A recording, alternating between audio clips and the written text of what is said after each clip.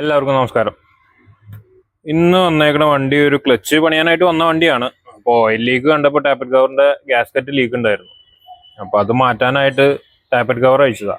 ഇതിന്റെ കണ്ടീഷൻ കണ്ടിട്ടുണ്ട്. ഇത്രയും സ്ലഡ്ജ് ഉണ്ട് ഇതിൽ.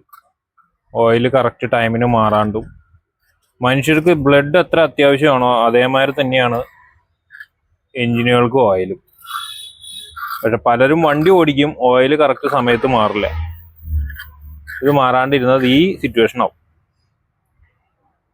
മാക്സിമം ഇപ്പൊ പല ടൈപ്പ് ഓയിലുകൾ വരുന്നുണ്ട്.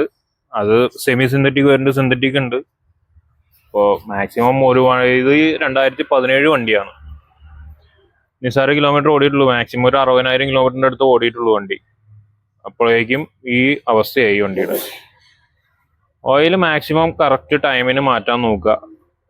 ചില ഓയിലുകൾ 6 മാസം 1 വർഷം എന്നുള്ള രീതിയിലൊക്കെ വരുന്നുണ്ട്. സിന്തറ്റിക് ഓയിൽ ആണെന്നുണ്ടെങ്കിൽ മാക്സിമം 10,000 കിലോമീറ്ററും അല്ലെങ്കിൽ 1 വർഷം എന്നുള്ള രീതിയിൽ പറയാം. എപ്പോഴും 10,000 കിലോമീറ്റർ വരെ എത്തിക്കാണ്ട് അതിന് മുമ്പേ ചേഞ്ച് ചെയ്യണതായിരിക്കും ഏറ്റവും നല്ലത്. അത് എഞ്ചിന്റെ ലൈഫും കൂട്ടും.